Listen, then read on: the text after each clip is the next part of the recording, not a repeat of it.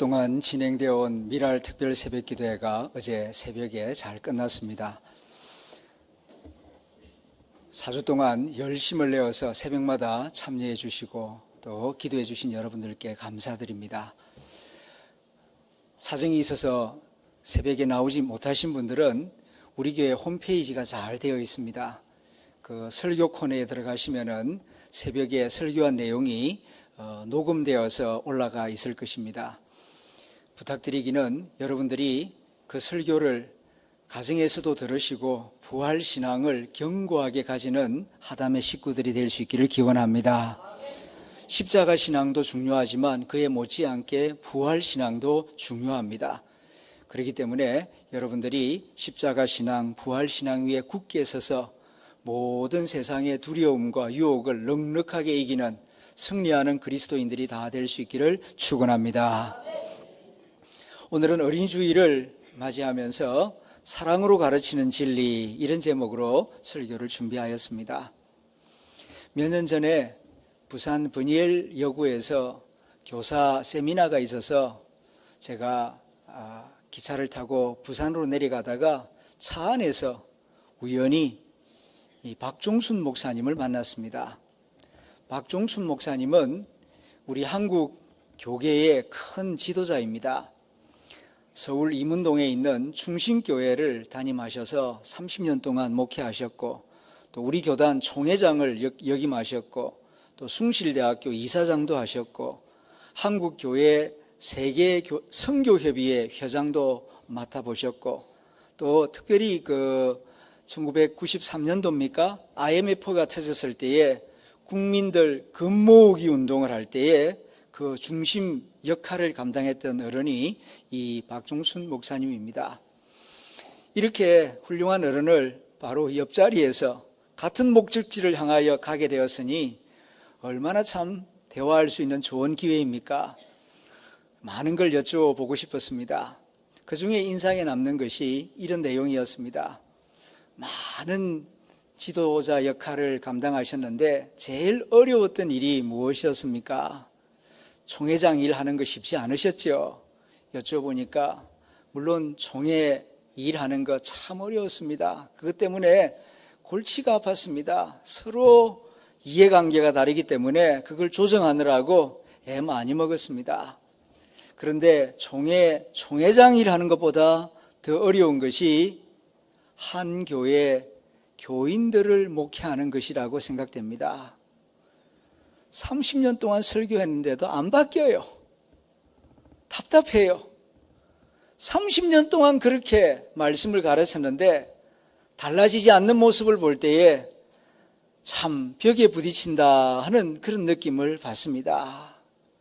그런데 요즘 와서는 교인들에게 말씀을 전하고 목회하는 것보다 더 어려운 것을 느끼는데 그건 내 자식 가르치는 것입니다. 4,500명 충신교회 성도들에게 설교하는 것보다 내 몸에서 난 두 자식 가르치는 것이 더 힘들고 어렵다는 것을 실감하고 있습니다. 그 말씀이 요즘 와서 제 마음속에 새록새록 자꾸 생각이 납니다.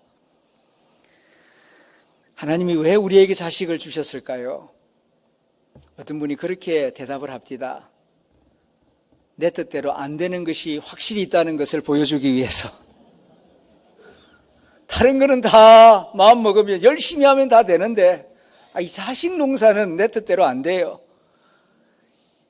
그 삼성그룹을 이끌었던 이병철 씨가 그런 말을 하지 않았습니까?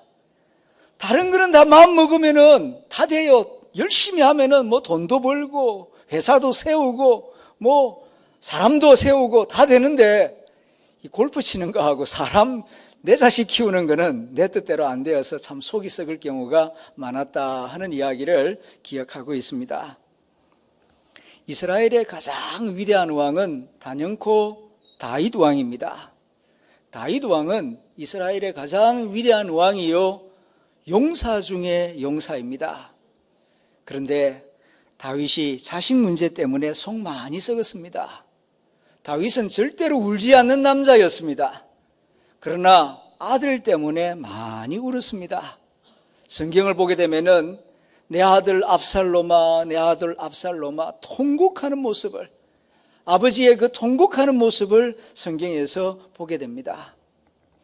이스라엘 역사에서 가장 화려했던 왕은 솔로몬 왕입니다. 그는 엄청나게 많은 황금을 가졌고 수백 명의 처첩을 가졌습니다. 그런데 자식 문제에 있어서만큼은 많은 마음고생을 합니다. 그가 죽을 때가 임박하였을 때에 왕위를 물려줄 만한 아들 하나 없어서 고민하다가 그래도 쓸만한 아들이라고 생각이 되어 르호보암에게 왕위를 물려주는데 솔로몬이 죽자마자 그 왕국이 두 조각으로 쪼개지는 것을 성경에서 보게 됩니다. 자식 농사 참 어렵습니다. 그러나 포기할 수가 없습니다. 포기해서도 안 됩니다. 오늘 어린이 주일을 지키면서 어떻게 하면은 내 자녀에게 진리를 가르칠 것인가? 특별히 신앙의 진리를 가르친다는 것은 쉬운 일이 아닙니다. 남의 자식은 그런 대로 잘 가르칠 수 있겠는데 내 자식을 어떻게 하면은 신앙으로 바르게 세울 수 있겠습니까? 이런 고민이 저와 여러분 모두에게 있을 것입니다. 오늘 사도 바울은 갈라디아서 4장 말씀을 통하여 가정에서 또 학교에서 다음 세대에게 신앙의 진리를 어떻게 하면은 힘있게 올바르게 설득력 있게 가르칠 수 있을 것인가, 그 방법을 우리에게 교훈하고 있습니다. 먼저 이 갈라디아서라고 하는 편지에 대해서 생각해 볼 필요가 있습니다. 갈라디아서라고 하는 편지는 바울이 특히 갈라디아 지역에 있는 이방인들 교회에 보낸 편지예요. 갈라디아 사람들은 유대인들이 아닙니다. 그러니까 성경도 모르고 모세도 몰라요. 그래서 바울은 이방인 방식으로, 유대인 방식이 아니라 이방인 방식으로 단순하게 예수의 복음을 전하였습니다. 갈라디아 사람들은 기쁨으로 예수님의 복음을 받아들였고 처음에는 예수를 잘 믿었는데 어떤 이단이 들어와 가지고 할례를 행해야 하고 또 율법을 지켜야 된다, 그렇게 유혹을 하니까 그쪽으로 싹 기울어져 가지고 복음 신앙이 아니라 율법주의적 신앙으로 기울어지고 있었습니다. 이러한 소식을 듣고 바울이 너무 마음이 아팠습니다. 이 율법주의 신앙으로 기울어진 갈라디아 교회를 복음주의 신앙으로 바로잡기 위하여서 쓴 편지가 이 갈라디아서라고 하는 편지입니다. 어떻게 하면은 잘못된 길로 빠져들고 있는 성도들을 바르게 세울 수 있겠습니까? 우리들 가운데도 그런 경우가 있습니다. 처음에 예수 복음을 전하였을 때 기쁨으로 예수 복음을 받고 세례도 받고 신앙생활을 기쁨으로 잘 하다가 세상으로 빠져드는 사람이 있어요. 그래서 주일인데도 주일인 줄 모르고 세상 재미에 푹 빠져서 교회 안 나오는 그런 사람들이 있습니다. 그런가 하면은 또 인간적인 열심을 너무 지나치게 내어서 신앙생활을 말씀에 따라서 복음적으로 하는 것이 아니라 율법주의적으로 기울어져 가지고 막 다른 사람들을 비난하고 비판하면서 교회를 다니면서 가시처럼 역할을 하는 그런 성도들이 있습니다. 둘 다 양극단으로 치우친 잘못된 경우죠. 자, 이걸 어떻게 하면은 복음 신앙으로 바르게 세울 수 있겠습니까? 바울은 두 가지 방법을 사용합니다. 1장부터 4장 11절까지는 주로 이성적인 방법으로 설득을 합니다. 신학적으로, 그리고 복음이 무엇인지, 그리고 아주 논리적으로 이 진리를 잘 설명함으로 해서 그들이 바른 길로 돌아올 수 있도록 설득을 합니다. 그리고 두 번째 방법은 오늘 본문 4장 11절부터 감성적인 방법으로, 다시 말하면 사랑의 방법으로 갈라디아 교인들을 설득함으로써 그들의 마음이 다시 주님께로 복음의 진리로 돌아올 수 있도록 가르치고 있는 것입니다. 둘 다 필요합니다. 때로는 이성적으로 논리적으로 잘 설명해 줄 필요가 있고 또 어떤 경우에는 그 감정에, 그 마음에 호소를 해서 그의 마음이 움직일 수 있도록 노력하는 것도 필요합니다.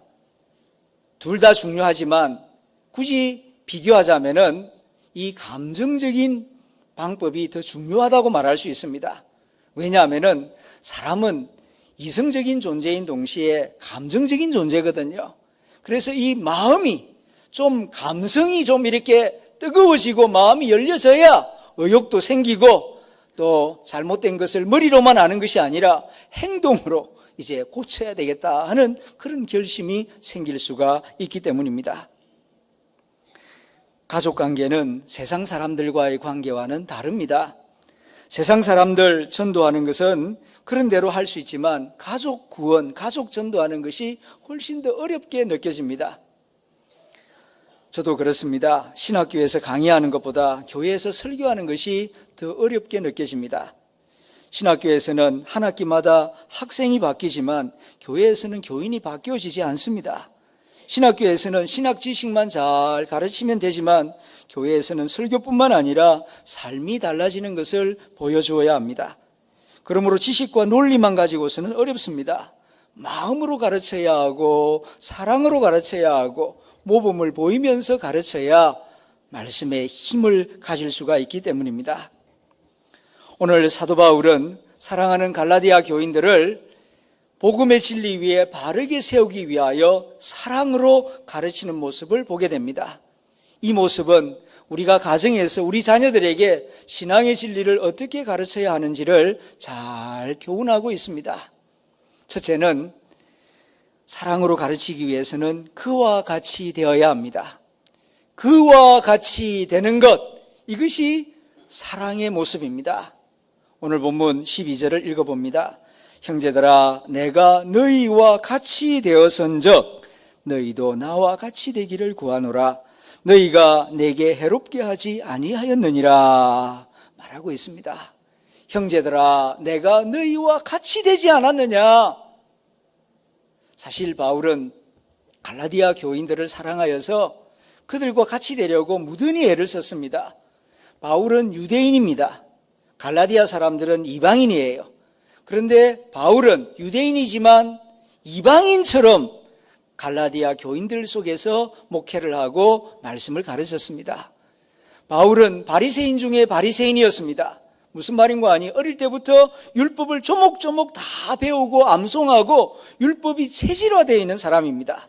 하지만 율법을 모르는 갈라디아 사람들 속에 들어가서 사역할 때에는 율법 없는 자처럼 사역을 했습니다. 여러분, 이거 쉬운 일이 아닙니다.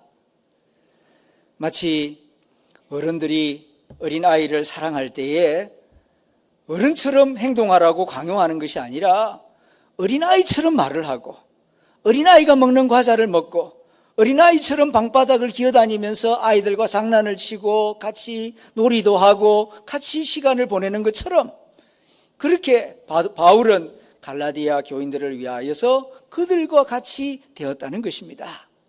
이것이 참 사랑의 모습이요, 하나님 사랑의 모습입니다. 하나님이 우리를 어떻게 사랑하셨습니까? 하늘에 계신 하나님이 너희가 나처럼 되라 말씀하신 것이 아니라 하나님이 하늘 보좌를 버리시고 인간이 되셔서 우리를 찾아오셨습니다. 우리와 같이 되셨어요. 성육신하셨습니다. 여기에 하나님의 사랑의 모습이 나타나고 있습니다. 그러므로 우리도 누군가를 사랑한다고 할 때에 내가 그와 같이 되려고 노력해야 할 것입니다. 그러기 위해서는 먼저 경청하는 시간을 가져야 합니다. 아무리 마음이 급하더라도 부모가 하고 싶은 말 있지만은 좀 나중에 하시고 먼저 아이들이 하는 이야기를 잘 좀 듣는 시간을 가지십시오. 그들의 이야기에 귀를 기울여 준다는 것, 그것이 곧 그들과 같이 되는 시간입니다. 그들이 느끼는 아픔이 무엇이고 그들이 느끼는 기쁨이 무엇이고 그들의 고민이 무엇이고 그들의 염려가 무엇인지 어른들이 볼 때에는 별거 아닌 것 같고 우스운 것 같지만 그들에게는 정말 중요한 문제입니다. 먼저 경청하는 시간을 가질 때에 그들과 같이 되는 것입니다. 이런 사랑, 이런 수고가 있은 다음에 비로소 말할 수 있습니다. 내가 너희와 같이 되어선즉 너희도 나와 같이 좀 되어주면 안 되겠니? 바울이 지금 이렇게 설득하고 있어요. 내가 너희와 같이 되었은즉 너희도 나와 같이 되었으면 좋겠다. 영화 가운데에 옛날 영화인데 이보다 더 좋을 순 없다. 미국 영화 있습니다. 참 감명 깊게 보아서 이번 설교를 준비하면서 다시 한번 보았습니다. 거기에 이제 남자 주인공과 여자 주인공이 이제 사귐을 가지면서 이제 점점 이제 마음이 서로 가까워져서 이제 어느 날 데이트를 하게 됩니다. 그때 나오는 명대사가 있어요. 저 이제 식당 종업원인 그 여자 주인공이 이 까칠한 이 남자 주인공에게 당신이 나를 사랑한다면은 나에 대한 칭찬을 해주세요. 그렇게 부탁을 합니다. 그런데 평소에 칭찬하지 않았던 이 주인공 잭 니콜슨이 망설입니다. 무슨 말로 칭찬을 해야 하나? 그러다가 이렇게 말을 시작합니다. 나는 약 먹는 걸 굉장히 싫어합니다. 나는 약이라고 하면 정말 싫어하고 병원도 싫어하는데 얼마 전부터 약을 먹기 시작했습니다. 아니 그게 무슨 칭찬이냐고. 그러니까 그 다음 하는 말이 나는 약을 싫어하지만 약을 먹게 된 이유는 당신을 만난 이후부터 더 나은 사람이 되고 싶다는 소망이 내 마음속에 생겼기 때문입니다. 요 대사가 압권이에요. 당신을 만나고 난 다음부터 더 나은 남자가 되고 싶다는, 그래서 안 보던 거울도 보고 그리고 안 먹던 약도 먹고 그리고 안 하던 행동을 내가 하게 되었다는 것입니다. 이 말을 듣고 여주인공이 감동을 먹고 감탄을 합니다. 내가 일평생 들어본 칭찬의 말 가운데 최고의 칭찬인 것 같습니다. 사랑이란 이런 것입니다. 진정으로 사랑하면은 내가 그에게로 가까이 다가가는 거예요.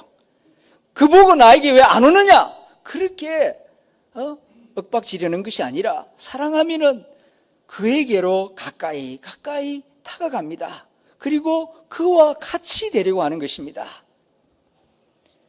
우리가 자녀를 사랑할진데 자녀처럼 되려고 자녀의 입장에서 생각해보고 우리가 살아온 세대와 자녀들이 살아가는 시대가 같지 않습니다. 나이 드신 아버지들이 자주 실수하는 것 중에 한 가지가 이런 부분 아닙니까? 저도 그런 실수를 덜어 하는데요. 왜 나는 네보다 더 어려운 세월 속에서 더 고생하면서 그렇게 어려움을 헤쳐나왔는데 너는 더 좋은 환경에서 더 좋은 시대를 살면서 그것도 못하냐? 이런 말을 할 때가 들어 있습니다. 그 아이가 이 시대에 태어난 것이 그 아이 때문입니까? 우리는 우리 시대가 태어나서 감당해야 할 십자가가 있고 아이들은 아이 시대에 감당해야 할 십자가가 있습니다. 비교할 일이 아닙니다.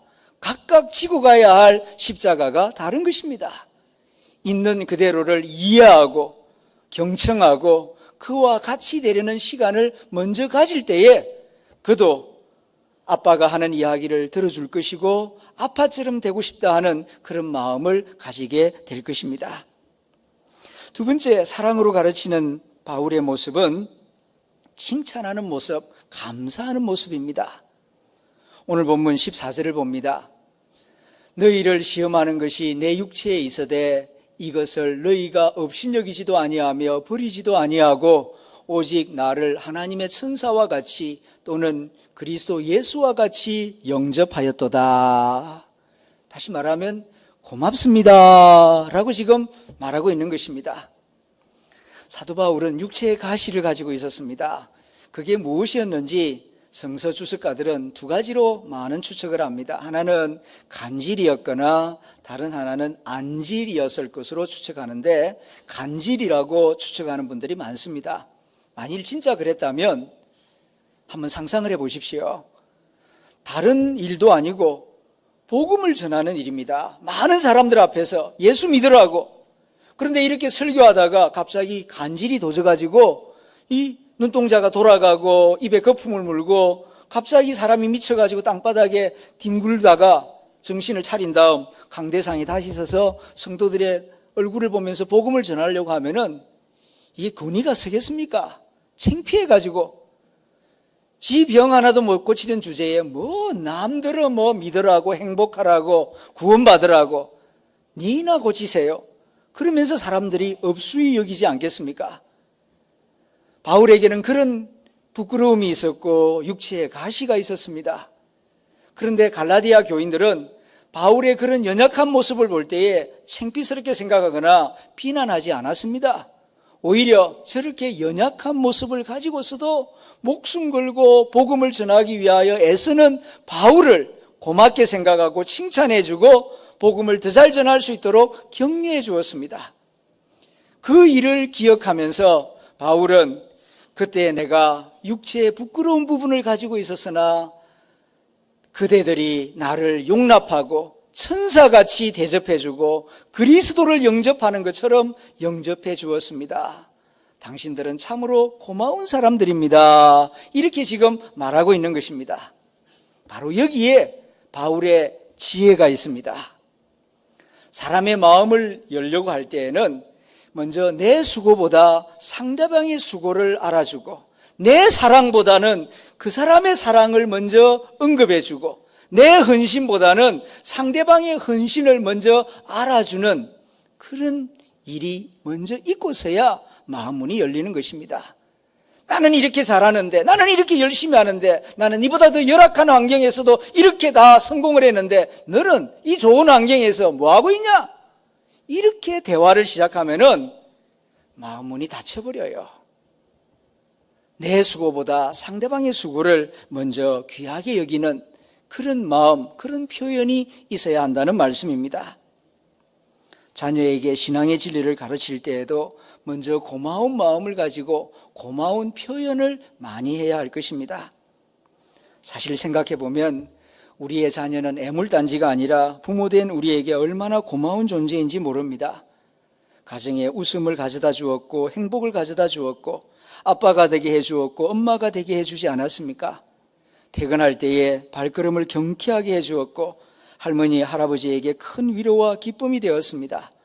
삶의 의미와 보람을 느끼게 해주었고 몇 번이고 갈라서고 싶은 어리석은 유혹을 이길 수 있도록 해준 죄가 어린 자녀들 아니었습니까? 그러므로 자녀들로 인하여 내가 받은 기쁨과 고마움을 자녀들에게 자주 표현해 주세요. 너희들은 이렇게 고마운 존재고 너희들로 인하여 내가 행복했다고. 그런 표현이 있은 다음 내 소원은 이것이다. 너희들이 믿음 생활 잘했으면 좋겠다. 아버지의 진심은 이것이다. 부담 주려고 하는 것이 아니라 내가 그래도 너보다 먼저 살아보니까 하나님을 믿고 성경 말씀 따라 사는 것이 그래도 좋더라. 이렇게 말할 때에 마음문이 열려지고 아버지의 신앙을 나도 이어받아야 되겠다 하는 이런 마음이 자연스럽게 생기게 될 것입니다. 세 번째로 바울이 사랑으로 진리를 가르치는 모습을 보게 되면은 끝까지 사랑의 수고를 다하겠다고 다짐하는 것입니다. 19절에 있는 말씀입니다. 나의 자녀들아 너희 속에 그리스도의 형상을 이루기까지 다시 너희를 위하여 해산의 수고를 하노라 고백하고 있습니다. 갈라디아 교인들이 바울의 속을 많이 썩였어요. 그러나 그렇다고 포기하지 않습니다. 포기하는 눈빛도 보이지 않습니다. 너희들이 잠시 잘못 생각해서 율법주의로 기울어지고 있지만은 나는 너희들을 포기하지 않는다. 다시 해산의 수고를 다할 것이다. 해산의 수고, 여기 계신 어머니들은 그 해산의 수고가 어떤 것인지 잘 알고 계시죠? 10달 동안 마음대로 자지도 못하고 눕지도 못하고 10달 동안 뱃속에 그 생명을 잉태하고 간직하고 다녀야 합니다. 그리고 태어나는 순간 뼈가 갈라지는, 뼈가 쪼개지는 그런 아픔을 겪지 않습니까? 바울은 해산의 수고를 통하여 갈라디아 교회를 세웠어요. 그런데 이 갈라디아 교회가 세속주의로 기울어지고 율법주의로 기울어질 때에 얼마나 마음이 아프고 안타까웠는지 모릅니다. 그러나 바울은 포기하지 않습니다. 내가 다시 해산의 수고를 다하겠다. 결코 너희를 포기하지 않을 것이다.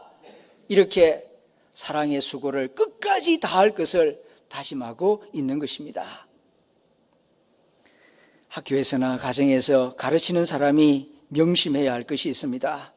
그것은 어떤 경우에도 절망적인 말을 하지 않는 것입니다. 절망하는 눈빛을 보이지도 않는 것입니다. 때로는 학생이나 자녀가 자기 자신에 대하여 낙심하고 절망하는 한이 있더라도 가르치는 사람은 절망하는 말을 해서는 안 돼요. 포기하는 말을 하거나 낙심하는 눈빛을 보여서도 안 됩니다. 너는 낙심하지만 나는 낙심하지 않는다. 너는 너를 믿지 않을지 모르지만 나는 너를 믿는다. 조금만 더 참아내라. 조금만 더 반복해봐라. 그러면은 해낼 수 있을 것이다. 틀림없이 너는 해낼 거야. 너는 너를 못 믿을지 모르지만 나는 너를 믿는다. 이렇게 믿음의 사인을 보내고 소망의 눈빛을 보내고 사랑으로 격려를 해줄 때에 그가 다시 끝까지 해낼 수 있는 힘과 용기를 얻게 될 것입니다. 그런데 우리는 부모된 사람으로서 자녀들에게 너무 쉽게 화를 내고 마음에 상처 주는 말들을 합니다. 기대에 조금만 못 미친다 싶으면은 절망적인 말들을 마구 해드릴 때가 있습니다. 그렇지 않아도 공부가 잘 안 되는 자기 자신이 미운데 엄마 아빠는 미워하는 사인을 보냅니다. 위로받고 격려받고 싶은데 어느 누구 따뜻하게 위로해주며 격려해주는 사람이 없습니다. 이로 인하여서 아이들이 큰 어려움을 겪을 때가 있습니다. 우리 주님은 12제자들을 가르칠 때에 이렇게 말씀하셨습니다. 지금은 알지 못하나 이후에는 알리라. 지금은 알지 못하나 먼 훗날에는 반드시 알게 되고 깨닫는 시간이 올 것이다. 나는 믿는다. 지금은 한심하게 보이고 지금은 연약하게 보이고 지금은 이상하게 보이지만은 그러나 내가 믿어주고 소망과 기대를 가지고 기도하고 또 한 번 도와주고 가르쳐주면 틀림없이 진리 위에 바르게 서게 될 것이다. 깨닫는 날이 올 것이다. 주님은 그렇게 믿었어요. 그래서 항상 그들을 위하여서 소망과 기대를 가지고 가르치고 또 가르치고 끝까지 포기하지 않고 가르쳐 주신 주님의 모습을 성경에서 보게 됩니다. 어느 여집사님이 베이비시터로 아기 돌보미로 남의 집에 가서 일한 이야기를 들은 적이 있었습니다. 그 집안 부부가 전문인으로 밖에 나가서 일을 많이 하기 때문에 어린 두 자녀를 돌볼 사람이 없었습니다. 첫째 아이가 5살, 둘째 아이가 1살이었는데 집에 가보니까 연세가 높으신 할머니 한 분만 계셨습니다. 그런데 할머니가 아이를 어떻게 돌보나 가만히 보니까 아무 말이 없어요. 그냥 밥만 먹이고 옷만 입히고. 그래서 그런지 첫째 아이가 하루 종일 같이 지내는데 말이 없습니다. 원래 어린아이들은 좀 수다스럽고 좀 장난스럽지 않습니까? 그런데 5살 된 아이가 텔레비 보고 책 보고 유치원 갔다가 유치원 돌아오고 하루 종일 집에 있는데도 말할 줄을 모르는 겁니다. 그래서 이 여집사님이 그 집에 가서 이 1살 된 이 둘째 아이에게 수없이 많은 이야기를 해줍니다. 그 모습을 본 할머니가 그럴 필요 없다고 그냥 때 되면은 먹이고 그냥 재우고 옷 입히고 그러면 된다고. 그러나 그 여집사님은 아니라고. 아이에게는 많은 이야기를 해줘야 합니다. 이 특별히 어린 나이 때 언어 발달이 너무너무 중요하고 평생을 좌우하는 일인데 많은 말을 들어야 많은 말을 잘할 수가 있습니다. 감정 표현도 해주고 사물 이름도 가르쳐주고 그리고 얼굴을 씻겨줄 때에도 얼굴 부분 명칭을 가르쳐주고 이렇게 끊임없이 이야기를 해주고 감정 표현을 해주고 칭찬을 해주고 놀아주고 책을 읽어주고 사물의 이름을 들려주고 하루에 8시간씩. 그 쉬운 일 아닙니다. 그렇게 하는 모습을 보고 쓸데없는 일을 한다고 할머니는 계속 만류했지만은 이 여집사님은 포기하지 않고 12개월 동안을 그렇게 했어요. 8개월 된 아이를 12개월 동안 지치지 않고 계속 하루 8시간씩 그 아이를 붙잡고 계속 이야기를 들려주었습니다. 그랬더니 20개월 되는 어느 날 이 둘째 아이 말문이 터졌어요. 말을 하기 시작하는데 얼마나 귀엽게 말을 재미나게 잘하는지 집안 식구들이 다 신기해가지고 아이 쪽으로 다 몰려옵니다. 할머니도 놀라고 그 부부가 다 의사인데 퇴근하기가 무섭게 집으로 와가지고 자기 둘째 아이 얘기하는 거 듣고 싶어가지고 그 아버지가 영상의학과 의사인데 퇴근하기가 무섭게 집으로 달려옵니다. 둘째 아이가 말하는 걸 듣고 싶어서 소망을 가지고 인내심을 가지고 꾸준히 가르치면은 이런 변화가 일어나요. 그래서 갈라디아서 6장에서 말씀합니다. 심은 대로 거둔다고. 낙심하지 아니하면은 때가 이름에 거두리라. 그러므로 선한 일을 하다가 포기하지 말라고 사도 바울이 우리에게 말씀하고 있습니다. 주님께서 지금은 알지 못하나 이후에는 알리라 이 말씀을 하실 때는 십자가를 목전에 두고 있을 때였습니다. 내일이면은 예수님이 십자가에 못 박혀 죽는 시간이 다가왔는데도 이 한심한 제자들은 선생님 앞에서 누가 예루살렘에 들어가면은 예수님 오른쪽에 앉을 거냐 왼쪽에 앉을 거냐 서로 경쟁하며 싸움질을 하는 그런 시간이었습니다. 저 같았으면은 야, 이런 인간들을 제자라고 3년 동안 가르쳤나? 아이고 내 신세야. 이렇게 한탄할 수 있으련만 주님은 결코 그런 모습을 보이지 않았습니다. 말없이 대야에 물을 떠가지고 와서 냄새나는 제자들의 발을 씻어주시면서 그렇게 높아지고 싶으냐? 그러면 나처럼 먼저 섬기는 자가 되어라. 섬기는 자가 하나님 나라에서는 더 높은 자이니라.